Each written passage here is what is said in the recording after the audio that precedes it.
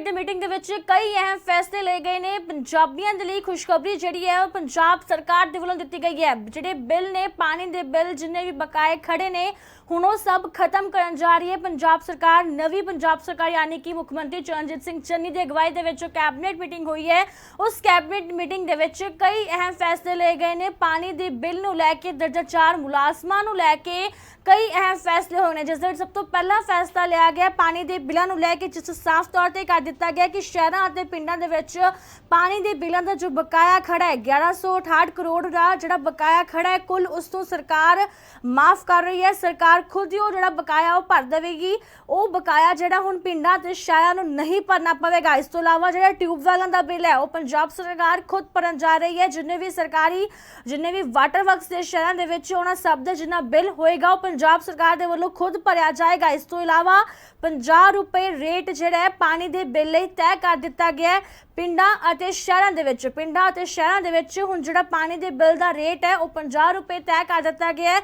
पंजाब सरकार वल्लों पंजाब के मुख्यमंत्री चरणजीत सिंह चन्नी वल्लों कहा गया है कि 50 रुपए रेट असीं तय इसलिए कर रहे हैं क्योंकि असीं बन्ने होए हां कि सानूं इन्नी अमाउंट तां लैनी ही पवेगी। इस करके 50 रुपए रेट जिहड़ा असीं कर दिता है कि 50 रुपए फिक्स रेट कर दिता है पानी के बिल वास्ते। शहरां दे विच भी ते पिंडां दे विच भी ते जिन्ना भी बकाया खड़ा है वो पिंडां विच भी माफ होवेगा ते शहरां दे विच भी माफ होवेगा। हर थां ते जिहड़ा बकाया वो माफ कर दिता जाएगा। ये भी कहा गया है कि पंजाब दा खजाना कदे खाली ना तो होया ते असीं ना ही होण देंगे। इस तो इलावा क्लास डी दीआं जिहड़ियां पोस्टां ने उन्हां नूं रैगूलर कर दिता जाएगा। ये भी फैसला लिया गया। पहला फैसला लिया गया बकाया माफ करन दा, दूसरा फैसला लिया गया 50 रुपए रेट जिहड़ा फिक्स किया गया है और तीसरा फैसला लिया गया क्लास डी दीआं पोस्टां जिहड़ियां रैगूलर करन दा। जिस साफ तौर पर कहा गया कि क्लास डी के जिहड़े कर्मचारी ने उन्हां दी भर्ती भी हुण रैगूलर होवेगी। जेकर अफसर रैगूलर भर्ती हुंदे ते ड्राइवर भी रैगूलर भर्ती होवेगा। ये पंजाब के मुख्यमंत्री चरणजीत सिंह चन्नी ने साफ कर दिता कि जेकर अफसर की रैगूलर भर्ती हुंदी है तो ड्राइवर भी रैगूलर भर्ती होवेगा।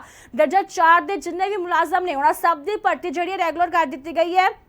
इसके नाल BSF का जो बढ़ाया गया दायरा है जो 15 किलोमीटर तो 50 किलोमीटर कर दिता गया। उससे भी कहा गया कि आने वाले दिनों च असीं एक दोबारा कैबिनेट मीटिंग बुलावांगे तो जे हो सकिया जेकर विधान सभा सैशन की लोड़ पई तो असीं विधान सभा सैशन भी मंगवावांगे बुलावांगे ते नाल दी नाल ऑल पार्टी मीटिंग जिहड़ी है वो भी सद्दी जाएगी। असीं केंद्र के फैसलों के खिलाफ हाँ जिहड़ा केंद्र वालों फैसला लिया गया लॉ एंड ऑर्डर सूबे का मुद्दा हुंदा इससे केंद्र फैसला नहीं लै सकदी है। तिखी एक सिद्ध तौर पर चेतावनी दी कि केंद्र के नाल असीं गल करांगे ते इस दे नाल नवजोत सिंह सिद्धू वालों जो 18 नुक्ते जिहड़े मुद्दे चुके गए हैं उस उत्ते भी सीएम चरणजीत सिंह चन्नी ने साफ कर दिता कि हर मुद्दे ते काम होवेगा, हर मुद्दे ते चर्चा होवेगी, समा आउण ते हर मुद्दे ते फैसला लिया जाएगा। कच्चे मुलाजमां नूं पक्का करन बारे भी सरकार विचार कर रही है। सो इस वेले कैबिनेट मीटिंग दे विच कई फैसले ले गए। पहला फैसला लिया गया है जो बकाया माफ करन दा 1168 करोड़ का जिहड़ा बकाया वो माफ कराया जाएगा ते पानी का रेट जिहड़ा है 50 रुपए फिक्स कर दिता जा रहा है। तो इस तो इलावा दर्जा 4 के जिहड़े मुलाजम ने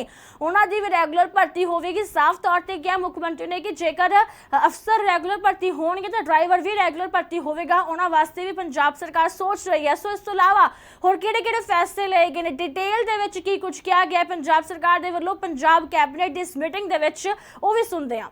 टैंकी का बिल काफी समय तो लमकिया होया सी, पिंड समर्थ नहीं सी जमा कराउण दे और बिजली वाले कनैक्शन कट गए। सरकार अकाली दल दी सीगी तां तुसीं उन्हां दिनां शायद फोटो भी अखबारां देखी होवे। मैं आप खंबे पर चढ़ के मैं कईयां नूं कहा यार लगा दो कनैक्शन, मैं खड़ा कोई गल नहीं देख लांगे, लेकिन हर कोई डरदा चढ़े ना। सरपंच नूं कहा होवे ना मैं भी नहीं चढ़दा जी। अल्टीमेटली पानी का पिंड च पहुंचाउणा सी, मैं आप खंबे पर चढ़ के उन्हां दा कनैक्शन लगाया। ये 2016 की गल है जब मैं ओपोजिशन लीडर सी। जब मैं सोचिया सी कि जिस तरह असी किसानां दियां 50, 60, 100 या 200 हर पिंड दे विच मोटरां दा बिल माफ किया होया है, उसे तरह पिंड दे जिहड़े सिटीजन है चाहे वो किसी वर्ग दे है उन्हां नूं जिहड़ी पानी दिंदी है मोटर उहदा भी बिल माफ करा। सेम शहरां विच भी है स्थिति। सो अज असी एक महत्वपूर्ण फैसले दे नाल ਸ਼ਹਿਰਾਂ ਦੇ ਵਿੱਚ ਜਿਹੜੇ ਪਾਣੀ ਦੇ ਰੇਟ ਆ ਉਹ ਫਲੈਟ ਰੇਟ ਕੀਤਾ ਹੈ ਤੇ ਉਹਦੇ ਵਿੱਚ 700 ਕਰੋੜ ਰੁਪਏ ਦੇ ਬਕਾਏ ਹੈ ਜਿਹੜੇ ਲੋਕਾਂ ਦੇ ਖੜੇ ਹੈ। 700 ਕਰੋੜ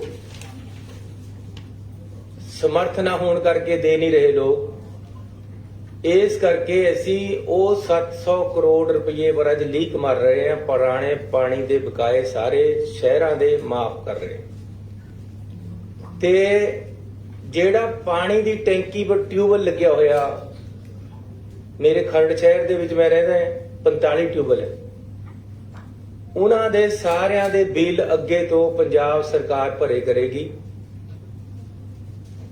ਤੇ ਕਮੇਟੀਆਂ ਤੇ ਉਸ ਦਾ ਲੋਡ ਨਹੀਂ ਪਏਗਾ, ਲੋਕਾਂ ਤੇ ਉਸ ਦਾ ਲੋਡ ਨਹੀਂ ਪਏਗਾ।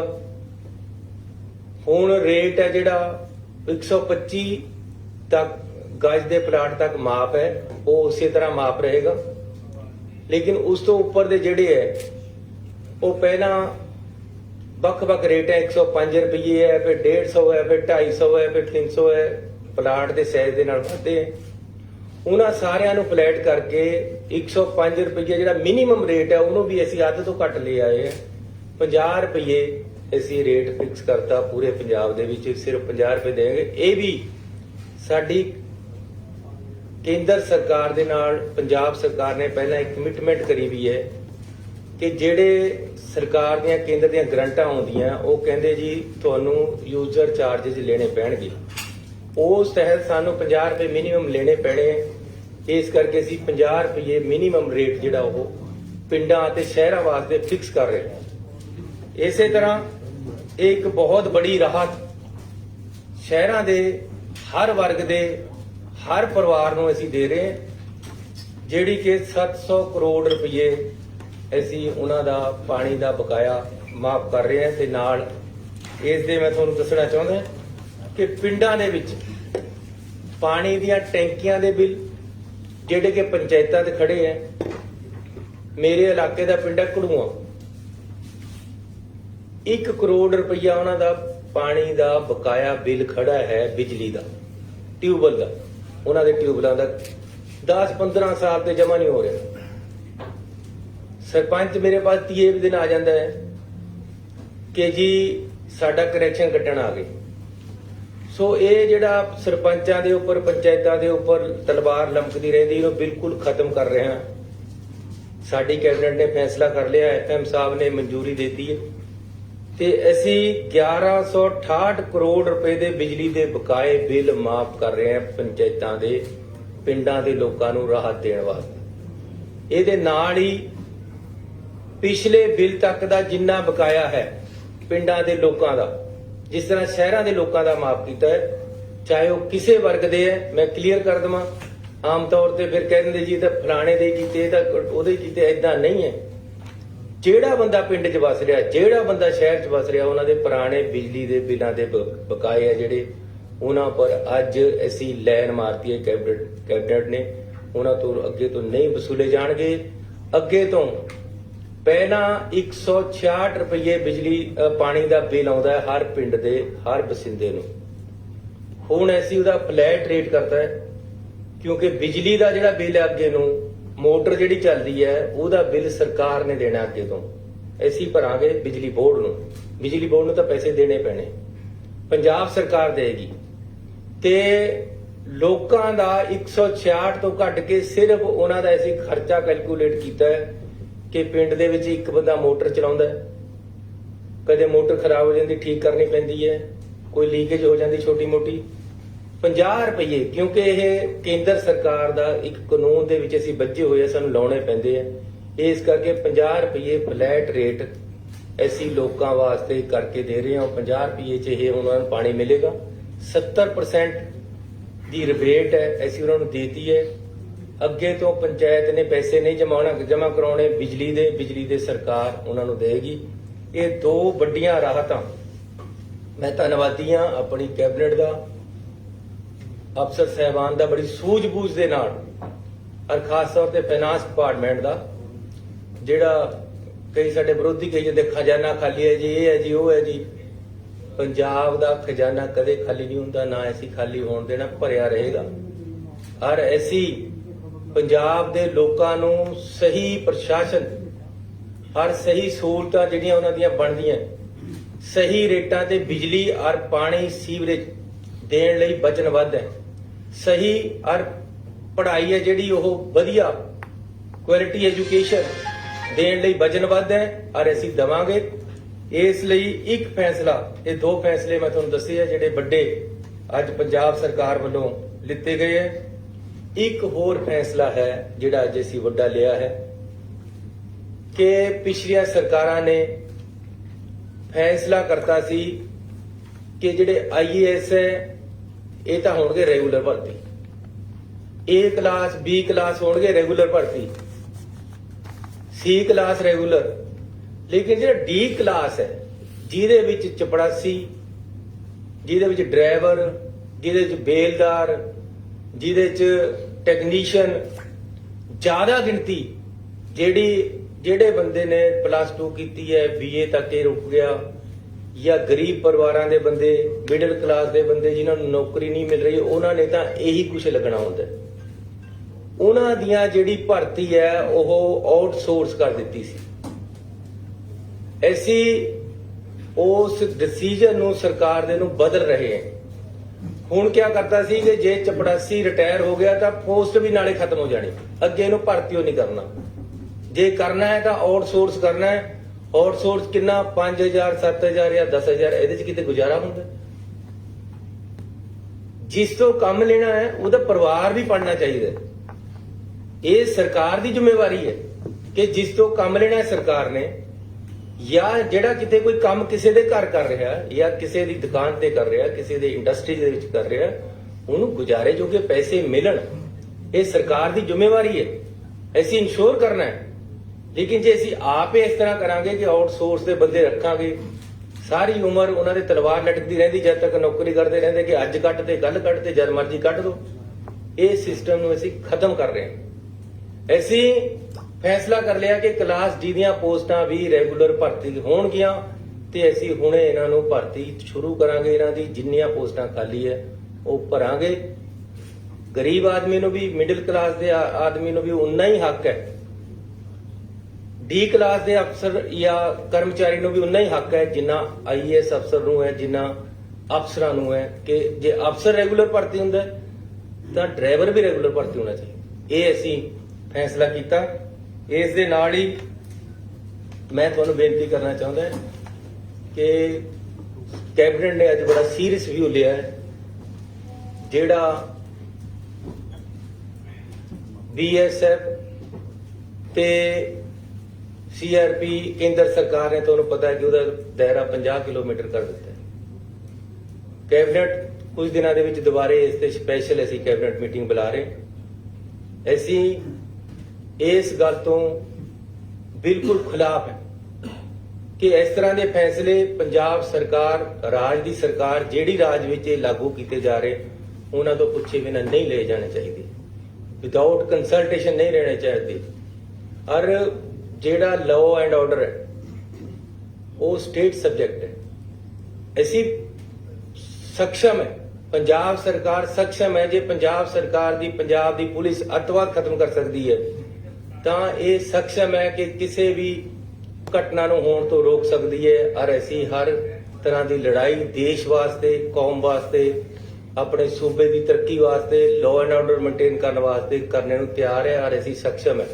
ਇਸ ਕਰਕੇ 15 ਕਿਲੋਮੀਟਰ ਤੇ 50 ਕਿਲੋਮੀਟਰ ਕਰਨਾ ਕਿਸੇ ਤਰ੍ਹਾਂ ਵੀ ਜਾਇਜ਼ ਨਹੀਂ ਹੈ। ਅਸੀਂ ਇਸ ਦਾ ਵਿਰੋਧ ਕਰਦੇ ਹਾਂ। ਬਿਲਕੁਲ ਕਲੀਅਰ ਸ਼ਬਦਾਂ ਦੇ ਵਿੱਚ ਕੈਬਨਿਟ ਮੀਟਿੰਗ ਬੁਲਾਈ ਹੈ। ਮੈਂ ਚਿੱਠੀ ਲਿਖੀ ਹੈ। FM ਸਾਡੇ ਹੋਮ ਮਿਨਿਸਟਰ ਸਾਹਿਬ ਹੈ, ਇਹਨਾਂ ਨੇ ਹੋਮ ਮਿਨਿਸਟਰ ਨੂੰ ਚਿੱਠੀ ਲਿਖੀ ਹੈ। ਕੈਬਨਿਟ ਦੇ ਵਿੱਚ ਗੱਲ ਕਰਕੇ ਪਾਸ ਕਰਾਂਗੇ। ਜ਼ਰੂਰਤ ਪਈ ਤਾਂ ਆਲ ਪਾਰਟੀ ਮੀਟਿੰਗ ਕਰਾਂਗੇ। ਬਾਕੀ ਪਾਰਟੀਆਂ ਨੂੰ ਵੀ ਨਾਲ ਲੈ ਕੇ ਚੱਲਾਂਗੇ। ਇਹ ਸਾਰੇ ਪੰਜਾਬ ਦੀ ਲੜਾਈ ਹੈ, ਕੱਲੀ ਕਿਸੇ ਇੱਕ ਪਾਰਟੀ ਦੀ ਜਾਂ ਕੱਲੇ ਕਿਸੇ ਸਰਕਾਰ ਦੀ ਲੜਾਈ ਨਹੀਂ ਹੈ। ਇਸ ਕਰਕੇ ਜੇ ਜ਼ਰੂਰਤ ਪਈ, ਨਹੀਂ ਹੋਏਗਾ ਤਾਂ ਸਪੈਸ਼ਲ ਵਿਧਾਨ ਸਭਾ ਦਾ ਸੈਸ਼ਨ ਵੀ ਇਸ ਮੁੱਦੇ ਤੇ ਸੱਦਿਆ ਜਾਏਗਾ। ਨਾਲ ਹੀ ਮੈਂ ਸੁਖਬੀਰ ਬਾਦਲ ਜੀ ਦੀ ਇੱਕ ਪ੍ਰੈਸ ਕਾਨਫਰੰਸ ਦੇਖੀ ਹੈ। ਮੈਂ ਉਹਨਾਂ ਨੂੰ ਬੇਨਤੀ ਕਰਨਾ ਚਾਹੁੰਦਾ ਕਿ ਸੈਂਸਿਟਿਵ ਇਸ਼ੂ ਹੈ, ਪੂਰੇ ਸੂਬੇ ਦੀ ਗੱਲ ਹੈ। ਸੂਬੇ ਦੀ ਜਿਹੜੀ ਜੋ ਇਹਦੇ ਕਨਸਟੀਟਿਊਸ਼ਨਲ ਰਾਈਟ ਹੈ, ਸਟੇਟ ਐਂਡ ਸੈਂਟਰਲ ਸਟੇਟ ਦੇ ਰਿਲੇਸ਼ਨ ਹੈ, ਜੋ ਫੈਡਰਲ ਸਿਸਟਮ ਸਾਡਾ ਕਨਸਟੀਟਿਊਸ਼ਨ ਸਾਨੂੰ ਦਿੰਦਾ ਹੈ, ਉਸ ਦੇ ਅਧਿਕਾਰਾਂ ਦੀ ਗੱਲ ਹੈ। ਇਸ ਕਰਕੇ ਇਸ ਨੂੰ ਭੜਕਾਊ ਸ਼ਬਦਾਂ ਦੇ ਵਿੱਚ ਨਾ ਕਰੋ। ਅਸੀਂ ਪੰਜਾਬ ਦੇ ਵਿੱਚ ਅਮਨ ਸ਼ਾਂਤੀ ਬਹਾਲ ਕਰਨਾ ਸਰਕਾਰ ਦੀ ਜ਼ਿੰਮੇਵਾਰੀ ਹੈ। ਅਸੀਂ ਉਸ ਤੇ ਖੜੇ ਹਾਂ। ਕਿਸੇ ਤਰ੍ਹਾਂ ਵੀ ਅਸੀਂ ਅਮਨ ਸ਼ਾਂਤੀ ਭੰਗ ਨਹੀਂ ਹੋਣ ਦੇਵਾਂਗੇ। ਜਿਸ ਤਰ੍ਹਾਂ ਦੇ ਉਹਨਾਂ ਨੇ ਉਹਦੀ ਪ੍ਰੈਸ ਕਾਨਫਰੰਸ ਕੀਤੀ ਹੈ ਕਿ ਜੀ ਹਰਮੰਦਰ ਸਾਹਿਬ ਦੇ ਵਿੱਚ ਉਹ ਆ ਕੇ ਵੜ ਜਾਣਗੇ, ਇਹ ਤਾਂ ਹਰਮੰਦਰ ਸਾਹਿਬ ਦੇ ਵਿੱਚ ਬਾੜਦੇ ਜੀ, ਇਹ ਤਾਂ ਚੰਨੀ ਨੇ ਉੱਥੇ ਦੇਤਾ ਜੀ। ਉਹ ਯਾਰ ਸਾਨੂੰ ਤਾਂ ਅਗਲੇ ਨੇ ਪੁੱਛਿਆ ਨਹੀਂ।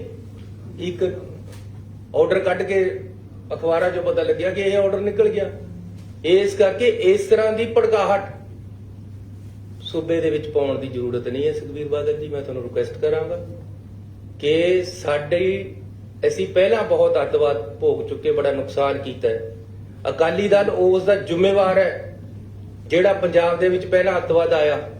ਇਹਨਾਂ ਲੋਕਾਂ ਨੇ ਮਰਜੀਵੜੇ ਤਿਆਰ ਕਰਕੇ, ਇਹਨਾਂ ਲੋਕਾਂ ਨੇ ਪਤਾ ਨਹੀਂ ਕਿਆ ਕਿਆ ਕੀਤਾ ਕਿ ਸਾਡੇ ਪੰਜਾਬ ਦੀ ਬਹੁਤ ਜਵਾਨੀ ਦਾ ਕਾਣ ਹੋਇਆ। ਅਸੀਂ ਪੰਜਾਬ ਨੂੰ, ਮੈਂ ਤੁਹਾਨੂੰ ਇਮਾਨਦਾਰੀ ਨਾਲ ਦੱਸਦਾ, ਮੈਂ ਪਿੱਛੇ ਜੇ ਹੋਮ ਮਿਨਿਸਟਰ ਸਾਹਿਬ ਨੂੰ ਮਿਲਿਆ, ਉਹਨਾਂ ਨੂੰ ਮੈਂ ਰਿਕੁਐਸਟ ਕੀਤੀ ਕਿ ਸਰਕਾਰ ਜਿਹੜੀ ਮਰਜ਼ੀ ਆਵੇ, ਮੁੱਖ ਮੰਤਰੀ ਅਗਲਾ ਜਿਹੜਾ ਮਰਜ਼ੀ ਬਣੇ, ਇੱਕ ਮੈਂ ਤੁਹਾਨੂੰ ਰਿਕੁਐਸਟ ਕਰਦਾ ਕਿ ਸਾਡਾ ਅਮਨ ਸ਼ਾਂਤੀ ਔਰ ਆਪਸੀ ਭਾਈਚਾਰਾ ਸਭ ਤੋਂ ਜ਼ਰੂਰੀ ਹੈ। ਪੰਜਾਬ ਦੇ ਵਿੱਚ ਵੱਖ-ਵੱਖ ਧਰਮਾਂ ਦੇ ਵਿੱਚ ਆਪਸੀ ਭਾਈਚਾਰਾ ਕਾਇਮ ਰਹਿਣਾ ਚਾਹੀਦਾ ਹੈ। ਜਾਤ ਬਰਾਦਰੀ ਜਾਂ ਧਰਮਾਂ ਦੇ ਨਾਮ ਤੇ ਸਾਡੇ ਬੰਦਿਆਂ ਨੂੰ ਏਕਤਾ ਹੋਣੀ ਜ਼ਰੂਰੀ ਹੈ। ਇਹਦੇ ਵਿੱਚ ਜੇ ਕੋਈ ਭੜਾਟ ਕਰਦਾ, ਉਹ ਪੰਜਾਬ ਦਾ ਦੁਸ਼ਮਣ ਹੈ, ਉਹ ਦੇਸ਼ ਦਾ ਦੁਸ਼ਮਣ ਹੈ। ਇਸ ਕਰਕੇ ਸੁਖਬੀਰ ਬਾਦਲ ਜੀ ਅਨਸੈਸਰੀਲੀ ਬਿਨਾਂ ਮਤਲਬ ਤੇ ਹਰਮੰਦਰ ਸਾਹਿਬ ਦੇ ਵਿੱਚ ਵੜ ਜਾਏਗੀ ਆ ਕੇ, ਦੁਰਗਿਆਣਾ ਮੰਦਿਰ 'ਚ, ਇਹ ਕੀ ਮਤਲਬ ਹੈ ਗੱਲਾਂ ਕਰਨ ਦਾ? ਲੜਾਈ ਹੈਗੀ ਹੈ ਫੈਡਰਲ ਸਿਸਟਮ ਦੀ, ਲੜਾਈ ਹੈ ਪੰਜਾਬ ਦੇ ਅਧਿਕਾਰਾਂ ਦੀ, ਲੜਾਈ ਹੈ ਲਾਅ ਐਂਡ ਆਰਡਰ ਦੀ। ਔਰ ਸਰਕਾਰ ਪੰਜਾਬ ਦੀ ਇਸ ਨਾਲ ਪੂਰੀ ਤਰੀਕੇ ਦੇ ਨਾਲ ਕੇਂਦਰ ਸਰਕਾਰ ਨਾਲ ਇਤਫਾਕ ਨਹੀਂ ਰੱਖਦੀ ਕਿ ਜੀ ਇਹਨੂੰ 15 ਕਿਲੋਮੀਟਰ ਤੋਂ 50 ਕਿਲੋਮੀਟਰ ਕਰ ਦਿੱਤਾ ਜਾਵੇ। ਕੋਈ ਜ਼ਰੂਰਤ ਨਹੀਂ ਹੈ। ਮੈਨੂੰ ਇਹ ਕਿਹਾ ਗਿਆ ਜੀ ਡਰੋਨ ਆਉਂਦੇ ਆ ਉਧਰ ਤੇ, ਉਹਨਾਂ ਦੀ ਰੇਂਜ 50 ਕਿਲੋਮੀਟਰ ਹੈ। ਐਂ ਤਾਂ ਉਧਰ ਤੇ ਜਹਾਜ਼ ਵੀ ਆਉਂਦੇ ਆ, ਉਹਨਾਂ ਦੀ ਰੇਟ 200 ਕਿਲੋਮੀਟਰ ਹੈ, ਦਿੱਲੀ ਤੱਕ ਜਾਂਦੀ ਹੈ 250 ਕਿਲੋਮੀਟਰ ਤੱਕ। ਉਧਰ ਤੇ ਹੈਲੀਕਾਪਟਰ ਵੀ ਆ ਸਕਦਾ ਹੈ, ਉਹਦੀ ਰੇਂਜ ਉਸ ਤੋਂ ਵੀ ਜ਼ਿਆਦਾ ਹੁੰਦੀ ਹੈ। ਫਿਰ ਡਰੋਨ ਨੂੰ ਜੇ ਰੋਕਣਾ 5 ਕਿਲੋਮੀਟਰ 'ਚ ਰੋਕ ਲਓ ਨਾ, ਜਿੱਥੇ ਬੈਠੇ ਹੋ। 50 ਕਿਲੋਮੀਟਰ ਤੱਕ ਕਰਕੇ ਰੋਕਣ ਦੀ ਕੀ ਲੋੜ ਹੈ? ਇੱਧਰ ਸਾਡੀ ਪੁਲਿਸ ਬੈਠੀ ਹੈ, ਅਸੀਂ ਰੋਕਾਂਗੇ। ਜੋ ਸਾਡੀ ਡਿਊਟੀ ਅਸੀਂ ਕਰਾਂਗੇ, ਜੋ ਕੇਂਦਰ ਦੀ ਡਿਊਟੀ ਹੈ ਉਹ ਕੇਂਦਰ ਆਪਣੇ ਦਾਇਰੇ ਵਿੱਚ ਰਹਿ ਕੇ ਕਰੇ। ਇੰਨੀਆਂ ਇੱਕ ਮੈਂ ਹੋਰ ਬੇਨਤੀ ਕਰਨੀ ਹੈ ਕਿ ਅੱਜ ਕੈਬਨਿਟ ਨੇ ਫੈਸਲਾ ਲਿਆ ਹੈ ਕਿ ਮੱਖੂ ਪੱਟੀ ਰੇਲ ਲਿੰਕ ਹੈ ਜਿਹੜੀ, ਉਹਦਾ ਮੁਆਵਜ਼ਾ ਜਿਹੜਾ ਉੱਥੇ ਜ਼ਮੀਨ ਅਕਵਾਇਰ ਹੋਣੀ ਹੈ, ਉਹ ਪੰਜਾਬ ਸਰਕਾਰ ਬੜੀ ਛੇਤੀ ਉਹਦਾ ਮੁਆਵਜ਼ਾ ਦੇ ਕੇ ਅੱਜ ਫੈਸਲਾ ਲੈ ਲਿਆ ਕਿ ਮੁਆਵਜ਼ਾ ਦਿੱਤਾ ਜਾਵੇ।